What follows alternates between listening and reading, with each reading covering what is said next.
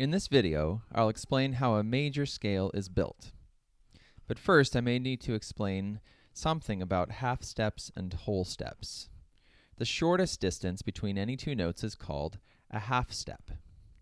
If we start on this C and go up to the very next closest note, we land at C sharp.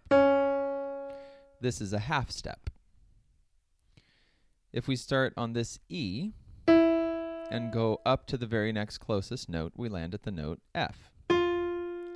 This is also a half step.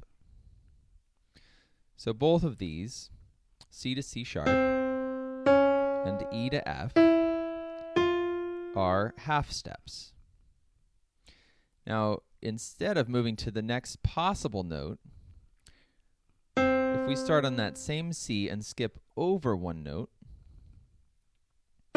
we land at the note D, and this is a whole step. Let's try that again, starting on E again.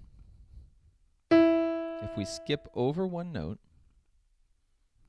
we land at F sharp, and this is also a whole step. Now, once we understand half steps and whole steps, we can apply it to our major scale. The major scale is built in a pattern of half steps and whole steps. And this pattern is whole, whole, half, whole, whole, whole, half.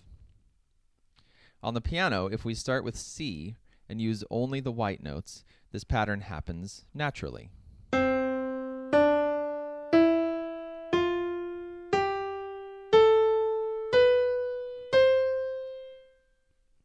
Now, this only works if we start on the note C because of the half steps that naturally occur on the piano between E and F and B and C. If we start on G instead, this pattern does not quite fit. From G to A is a whole step. A to B is whole, half, whole, whole. Now here we need a whole step and we're in trouble, because E to F, we already said, is a half step. So in order to keep our pattern, we'll have to turn that F into an F sharp.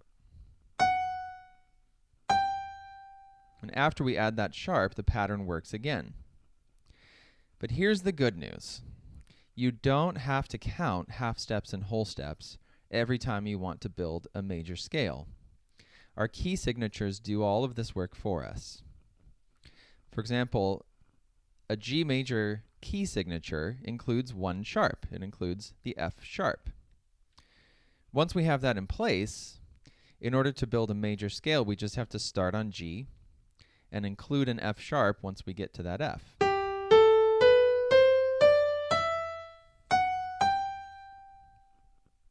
This is why it's so important to have our key signatures memorized, so you don't have to spend all your time counting half steps and whole steps. Let's try the same thing on F this time.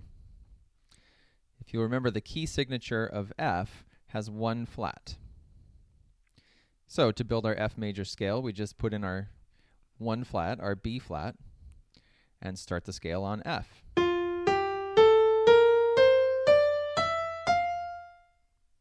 If you're rusty on key signatures, check out my video, Key Signatures. I think I have 5 of them.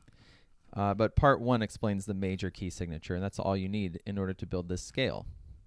And then you can use Music Theory Pro to practice identifying the key signatures.